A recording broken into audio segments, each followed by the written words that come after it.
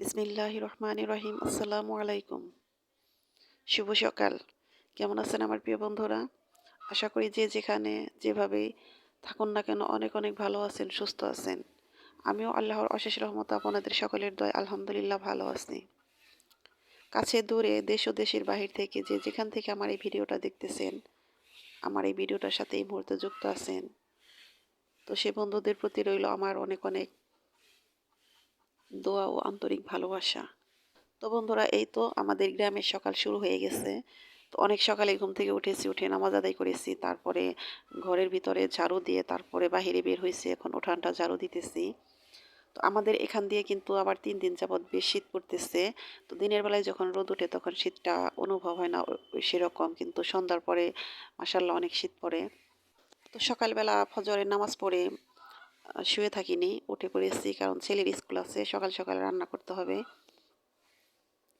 তো এবার যে শীত পড়েছিল তখন কিন্তু ছেলের স্কুল বন্ধ ছিল, সকালবেলা নামাজ পড়ে আবার শুয়ে থাকছি, তারপরে উঠে তারপরে সকালের কাজ সেরে নিয়েছি। এখন শীত থাক আর বৃষ্টি থাক, আর শুয়ে থাকা সম্ভব না, কারণ ছেলের স্কুল খুলে দিয়েছে। তারপরে মোট কথা হলো সকালবেলা শুয়ে থাকা কিন্তু স্বাস্থ্যের জন্য খুবই ক্ষতিকর। তো আমার আগে থেকেই অভ্যাস, আমি সকালবেলা কখনো শুয়ে থাকি না।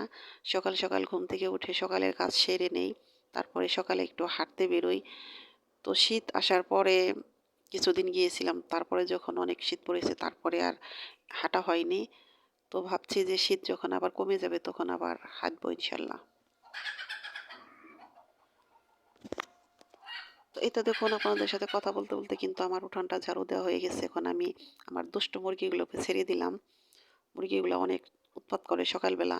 তো যতই উৎপাত করুক, এ কয়দিন ছাড় দিই নেই, 10টা না হলে মুরগি ছাড়িনি, কিন্তু এখন আবার তার আগে ছেড়ে দেই, ঝগড়া করে মুরগিতে। তো বন্ধুরা, যখন শীত আসে, শীতের আগমন শুরু হয়, আমার কিন্তু খুব ভালো লাগে গরমের পরে যে শীত আসে, কারণ আমি গরম পছন্দ করি না, গরম আমার ভালো লাগে না, গরম সহ্য করতে পারি না। তো এক একজন মানুষের এক এক জিনিস পছন্দ, কারো গরম পছন্দ, কারো শীত পছন্দ। তো আমি শীতটাই বেশি পছন্দ করি। এই তো আর কিছুটা দিন, শীত চলে যাবে, তারপরে বসন্ত এসে যাবে। তো বসন্তের ছোঁয়ায় গাছে নতুন পাতা গজাবে, তারপরে বৃষ্টি হবে। সেই বৃষ্টিতে আবার সেই পাতাগুলো ধুয়ে সুন্দর সবুজ চকচকে ঝকঝকে হবে, দেখতে কি যে ভালো লাগবে। আমার তো খুব ভালো লাগে, সে দিনগুলো আমি খুব মিস করি। তো এই তো সামনে আসতেছে সেই দিন, বৃষ্টি হবে, বৃষ্টিও আমি অনেক পছন্দ করি। তো এই তো বাহিরের কাজ শেষ, তারপরে আমি এখন ঘরে ঢুকবো। তো ঘরে ঢোকার আগে আমি এই সিঁড়িটা মুছে নিই প্রতিদিন। তো শীতের কারণে কিন্তু অত সকালে আমি সিঁড়িটা মুছি না, এখন একটু দেরি করে মুছি। তো বাহিরে সব কাজ করে তারপরে সিঁড়ি মুছি। তো শীত যদি এত না থাকে, সকালবেলা ঘরের কাজ সারার পর তারপরে আমি ঘরটা ঝাড়ু দেওয়ার পরে সিঁড়িটা আগে মুছে নিই, কারণ তার কারণ খোলা আকাশের নিচে খোলা সিঁড়ি। তো সিঁড়ির নিচে তো সবসময় আমি জুতা বাহিরে রাখি, সিঁড়িটা পাড়িয়ে তারপরে ঘরের ভিতর ঢুকতে হয়। সে কারণে আমি সবসময় সিঁড়িটা, ঘরের চেয়ে সিঁড়িটা বেশি যত্ন করি, সিঁড়িটা বেশি মুছে রাখি। দিনে 2-3 বার আমার এই সিঁড়িটা মোছা হয়। ঘরে যদি কিনা 3 বার ঝাড়ু দেই, সিঁড়িটা না হলে 5 বার ঝাড়ু দেই। তো এই তো সকালবেলা কাজ শেষ, এখন কিছু ভাবছিল, কারণ কাল রাতে ভাত খাওয়া হয়নি, তারও একটা কারণ আছে। আমার ছেলে রাত্রে সন্ধ্যার পর বেলপুরি এনেছিল। তো সেই বেলপুরি আমাকে জোর করে খাইয়েছে, ও খেয়েছে, সে ভাতগুলো ছিল। তো সে ভাতগুলোই তো এখন একটা ডিম দিয়ে, কাঁচামরিচ পেঁয়াজ দিয়ে, ধনিয়া পাতা দিয়ে ভাজি করে তারপরে দুজনে খাবো। তো বেশ মজা লাগছিল এই বাসি ভাত, কিন্তু ডিম দিয়ে কাঁচামরিচ পেঁয়াজ দিয়ে ভালো করে ভাজলে কিন্তু বেশ মজা লাগে। তার মধ্যে দিয়েছিলাম পাঁচফোড়ন, পাঁচফোড়ন দিয়ে বাগার দিলে আরও মজা লাগে, মনে হলো যে ঝরঝরে একটা খিচুড়ি খাইতেছি। তো এই তো আমার ছেলে এই যে রোদে বসে বসে খাইতেছে, ও কিন্তু প্রতিদিন সকালে এই রোদে বসে বসেই খায়। তো ছেলের খাওয়া শেষ হলো, তারপরে ছেলেকে স্কুলে বিদায় দিলাম, বিদায় দেওয়ার পর তারপরে এই যে দুপুরের রান্না। তো আজকে রান্না করব হলো মুরগির মাংস, ব্রয়লার মুরগির মাংস রান্না করবো আলু দিয়ে। তো এই মাংসটা রান্না করার জন্য আমি এলাচ, দারচিনি, লং, গোলমরিচ, জিরা এগুলো আগে ভেজে নিলাম। তো এগুলো আমি ফাঁকি করে রাখবো, এগুলো রান্নার পরে আমি এই মাংসের মধ্যে ছড়িয়ে দেব। তো ব্রয়লার মুরগি আমি কিন্তু ওরকমভাবে পছন্দ করি না, খেতেও পারি না সেরকমভাবে। তো ওই দিন আরেকটা দিন রান্না করেছিলাম, এই তো এইভাবে ভেজে তারপরে রান্না করেছিলাম। তো আপনাদের ভাই বলছিল যে মাংসটা একটু ভেজে রান্না করো, তাহলে হয়তো খাইতে পারবা। তো ভেজে রান্না করেছিলাম ওই দিন, বেশ ভালো লেগেছিল, তৃপ্তি সহকারে খেয়েছিলাম। তো সেইভাবে আজকেও রান্না করতেছি। তো বন্ধুরা, আপনারা যারা ব্রয়লার মুরগি আ তৃপ্তি সহকারে না খেতে পারেন, তারা এভাবে রান্না করে খেয়ে দেখতে পারেন। বেশ ভালোই লাগে।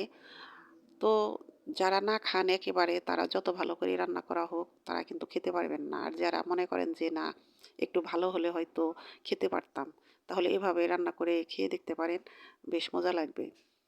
তো আমার মাংস ভাজা শেষ, আলু ভাজা শেষ।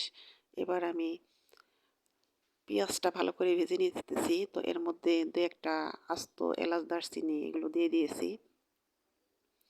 তেজপাতা দিয়েছি। আর এই তো এখন আদা, রসুন বাটা, জিরা বাটা এগুলো দিয়ে দিলাম। তো যেকোনো রান্নার ক্ষেত্রে কিন্তু পেঁয়াজটা একটু ভালো করে ভাজতে হয়। পেঁয়াজটা একটু ভালো করে ভাজলে কিন্তু রান্নার একটা ফ্লেভার আসে। তো এই তো মসলাটা এখন ভালো করে কষিয়ে নেব। তারপরে এর মধ্যে ভেজে রাখা মাংস আর আলু ভেজে রেখেছি, সেগুলো দিয়ে ভালো করে কষিয়ে তারপরে রান্না করব। তো বন্ধুরা, জানি না এই মুহূর্তে কোন কোন বন্ধু আমার সাথে আছেন, আমার এই ভিডিওটার সাথে আছেন, এ পর্যন্ত আমার সাথে চলে এসেছেন। তো সে বন্ধুদের বলতেছি, প্লিজ বন্ধুরা, যদি লাইক দিতে ভুলে যান, মনে করিয়ে দিলাম, একটা লাইক দিয়ে দেবেন। আপনাদের একটি লাইক আমার কাছে কিন্তু অনেক অনেক মূল্যবান। আর নতুন বন্ধুদের উদ্দেশ্যে বলতেছি, তো বন্ধুরা, যদি আমার এই ছোট্ট চ্যানেলটাকে সাবস্ক্রাইব করে থাকেন, তো অসংখ্য অসংখ্য ধন্যবাদ আপনাদের। তো নতুন পুরাতন সব বন্ধুদের উদ্দেশ্যে বলতেছি, তো যারা নিয়মিত আমার সাথে আছেন, সব নিয়মগুলো মেনে আমার ভিডিওটা নিয়মিত কন্টিনিউ করতেছেন, তো সেই বন্ধুদের জানাই আমার অন্তরের অন্তঃস্থল থেকে অনেক অনেক দোয়া এবং ভালোবাসা। তো বন্ধুরা, আপনারা যখন কমেন্ট করেন, আপনাদের কমেন্ট পড়ে আমার খুব ভালো লাগে। অবশ্যই ছোট্ট হলেও একটা সুন্দর করে কমেন্ট করে যাবেন, যে কমেন্ট পড়ে যেন আমি আরেকটা নতুন ভিডিও বানাতে উৎসাহ পাই মনের মধ্যে। কারণ আপনাদের উৎসাহ ছাড়া, আপনাদের সাপোর্ট ছাড়া কিন্তু এগোতে পারবো না। আপনাদের ভালোবাসা, আপনাদের সাপোর্ট, আপনাদের দোয়া অনেক অনেক প্রয়োজন আমার। তো আশা করি এই আবদারটা আপনারা আমার রাখবেন। অবশ্যই আমাকে সাপোর্ট করবেন, আমাকে দোয়া করবেন মন থেকে। আর বন্ধুরা, শুধু আপনাদের ভিডিও দেখব বলে যে আপনারা আমাকে সাপোর্ট করে দেবেন সেটা নয়। আপনারা ভালোবেসে মন থেকে আমাকে সাপোর্ট করবেন, সেই ভালোবাসা আমি আপনাদের চাই। তো আশা করি সেই ভালোবাসাটুকু অবশ্যই আমাকে আপনারা দেবেন। তো এই তো কথা বলতে বলতে আমি ভিডিওর প্রায় লাস্ট পর্যায়ে চলে এসেছি। তো এই তো আমার মাংসটা রান্না শেষ। এখন আমি যে মশলাটা বানিয়েছিলাম, সেই মশলাটা দিয়ে দিলাম। তো এই মশলাটার গুণেই কিন্তু এই তরকারিটা বেশ মজা লাগে। তো এই তো আমার দুপুরে রান্না শেষ, সাথে আছে ডাউল। তো সেটা আর আমি আপনাদের সাথে শেয়ার করলাম না। এই তো দুপুরে এখন খাবার খাবো। লেবু নিতে এসেছি গাছে। তো আমার গাছ তেমন একটা ভালো নেই। গাছ যেন কেমন হয়ে গেছে। আমার এই একটা গাছে কিন্তু মাশাআল্লাহ অনেক অনেক লেবু আসে। প্রত্যেক রমজান মাসে কিন্তু এই গাছে লেবু দিয়ে আমার চলে যায়। আমার লেবু কিনতে হয় না। তো এবার গাছে লেবু নেই। গাছ যেন কেমন হয়েছে, তো গাছের যত্ন নিতে হবে। তো বন্ধুরা, এটা ছিল গতকাল রাতের ভিডিও। আমার ছেলে সন্ধ্যার পরে ফুচকা বা চটপটি, বেলপুরি এগুলো খেয়ে আসে। তো আজকে বেলপুরি নিয়ে এসেছে আমাকে খাওয়ানোর জন্য। নিজ হাতে বানিয়ে দিতেছে। আমি শুয়ে আছি বিছানার মধ্যে। ও বানিয়ে দিতেছে, "তুমি ওখানে শুয়ে থাকো আম্মু, আমি তোমাকে বানিয়ে দেই।" তো বলছি যে, "তুমি খেয়ে আসতেই পারতা। তুমি নিয়ে আসছো কিসের জন্য?" কয়, "তোমার জন্য নিয়ে আসছি।" তো মাশাআল্লাহ, আমার ছেলের জন্য দোয়া করবেন। আমার ছেলে আমাকে অনেক ভালোবাসে। তো বন্ধুরা, আমার আজকের ভিডিওটা কেমন লাগলো অবশ্যই কমেন্ট করে জানাবেন। আমারও আমার পরিবারের জন্য আপনারা সবাই দোয়া করবেন। আমিও আপনাদের পরিবারের জন্য, আপনাদের জন্য, সবার জন্য মন থেকে অনেক অনেক দোয়া করি। আপনারা সবাই ভালো থাকেন, সুস্থ থাকেন, সুখে থাকেন, নিরাপদে থাকেন। তো আল্লাহ হাফেজ। আসসালামু আলাইকুম।